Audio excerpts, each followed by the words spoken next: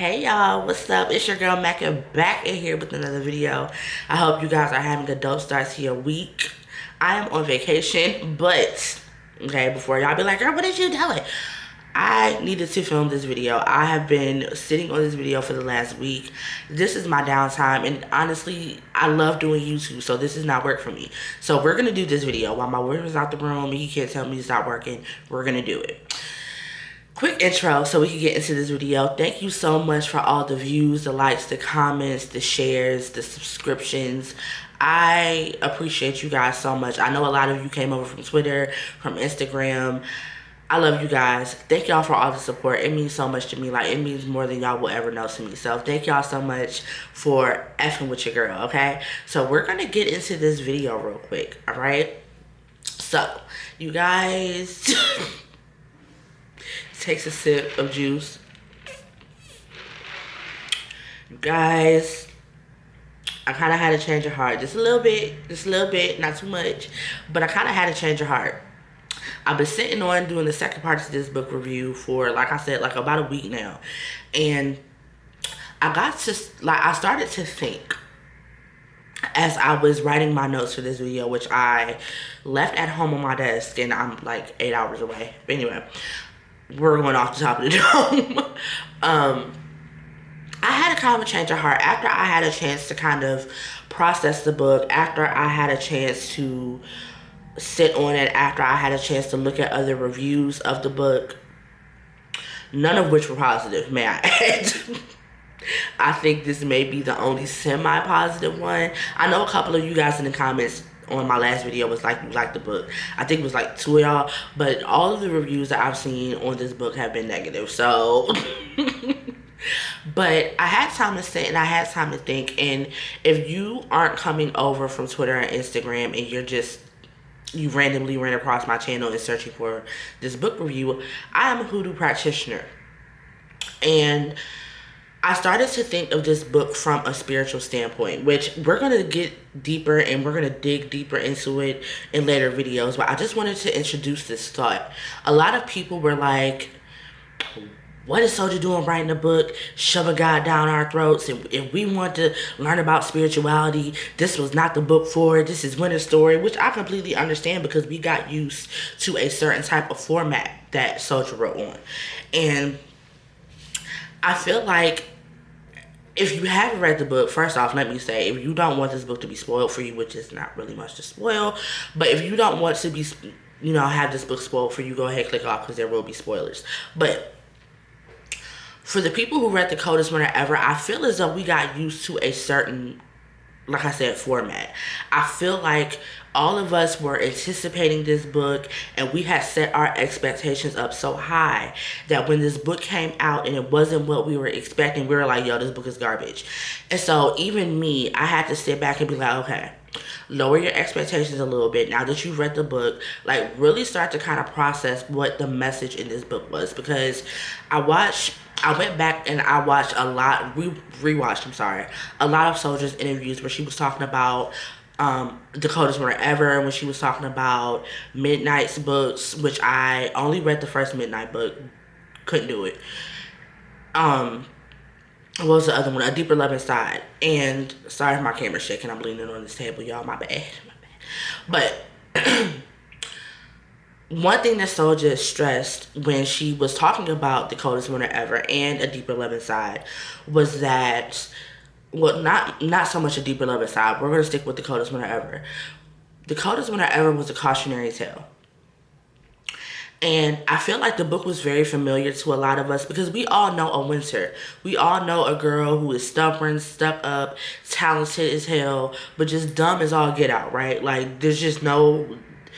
like, the light don't go all the way upstairs. And it's sad to say that because Winter is smart. She's smart. She's a hustler. She's creative. She has fashion sense about her. She has all these things going for her. But she's so self-absorbed to the point where she can't see past all of that. And I feel like with this being the type of cautionary tale it is, I don't know...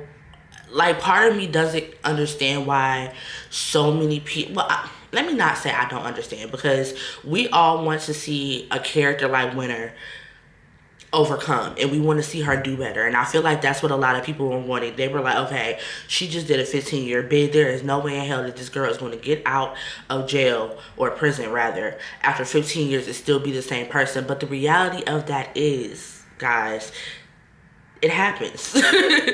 It happens. I know several people who have done stints in jail, okay? Maybe not as much as 15 years, but they have done stints in jail and came home the exact same person. So we can't say that this, because that's another thing that a lot of people were saying, was that the book was so far-fetched. It was like, it wasn't based in reality. And I'm like, baby, what? Like, now granted, some things, okay, yeah. But for the most part, especially when it comes to her being in purgatory, people have these type of spiritual experiences all the time, okay? Now, whether you don't know about them or whether you don't read about them or just not made aware of them, they happen all the time. So for me, as a hoodoo practitioner, this book was not far-fetched. And going back to what I was saying about this being a cautionary tale, I feel as though all cautionary tales don't have happy endings. People don't always get it together. People don't always come out of jail being a different person. You have to realize, a lot of times when people come out of jail, they're institutionalized. They are used to being in jail at that point, and there's no way that Winter, who is someone who is used to having people dote on her and used to having people just fall and bow down to her, what made you think that wasn't going to happen in prison? Especially when she had all of her homegirls in prison. Now, there was a couple of things where I was like her and Simone being back cool, would not have trusted that. I don't care how long we in jail together. Sweetheart, you hit me in the face with a bottle, it's on sight every time I see you. Like, there's no friendship there at all, whatsoever. And then on top of that, she should have been questioning Simone's friendship, because if she's blaming you for the loss of her child, that's not something that you get over. Like, I would be expecting you to set me up if that's how you felt about me. That's just me. But I don't feel like this was too far-fetched. I don't feel like it was, because that, like I said, that was one of the biggest comments that I saw, was that Souljah, like, this is not based in reality. First off, this is a fiction book. Let's start there. And then even with looking at the Coldest Winter Ever, because a lot of people said, which shocked me, because I don't know if it's this generation or what, but a lot of people said that they didn't like the Coldest Winter Ever either. And I'm like, first off, how do you not like the Coldest Winter Ever? Like, that is one of the best hood fiction books that one could read. You know what I'm saying? It's Fly Girl. No, let me rank them properly. Truth to the Game. No. Let's start from the beginning. A Coldest Winter Ever, True to the Game series, Fly Girl. Though that's how I rank those, okay? Now, I think that Omar Tyree did a sequel to Fly Girl, like, For the Love of Money. Couldn't get into it. But I just feel like this is a fiction book. So there's going to be some elements of, like, suspension of disbelief, you guys. Like, you, come on now. Like, let's not let's not act like this isn't a fiction book. Excuse me. But I feel like Winter is one of those cautionary tales where, like I said, people don't always change. People don't always get it right. And we can see, if you've read Life After Death, you can see Winter still not getting it right. This girl is in purgatory, worrying about the most superficial things, okay? Superficial, like, she's supposed to be getting her life together, trying to get back right, trying to be a better person, trying to do the right thing. And there were some elements of the book and some parts where I was like, okay, maybe she's getting it a little bit. But then she would revert back to the same old Winter. And honestly, now that I think about it, I can't picture Winter being anybody else than how Souljah wrote her. Because really, let's be honest with ourselves. Would we have liked Winter if Sister Souljah wrote a book about a better Winter? Would we have liked that? Because I feel like we would have complained about that too. Me personally, maybe this is me playing the devil's advocate, but I don't know if I would have read the book if Winter was doing better.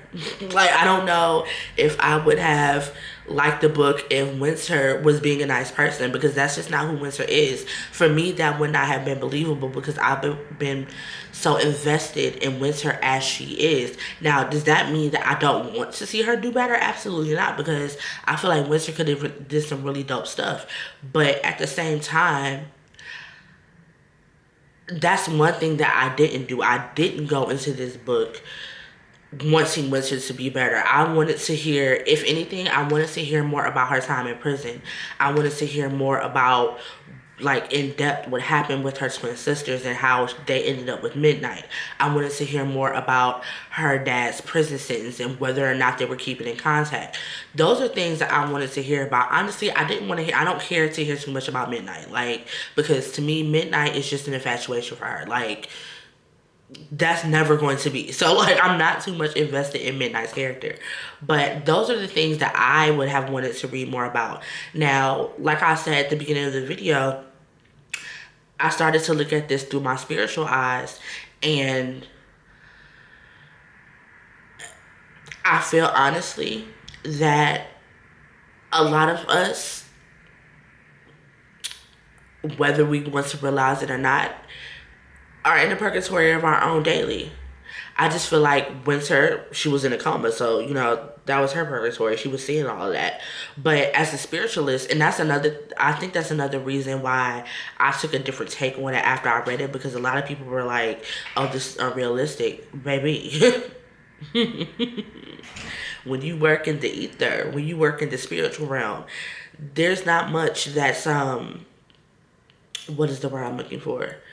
There's not much that shocks me anymore. So the experiences that Winter were having, the more and more that I read the book, and then even after, when I started to process the book, I was like, yo, sis could have had a bomb spiritual awakening, so if she had chose to.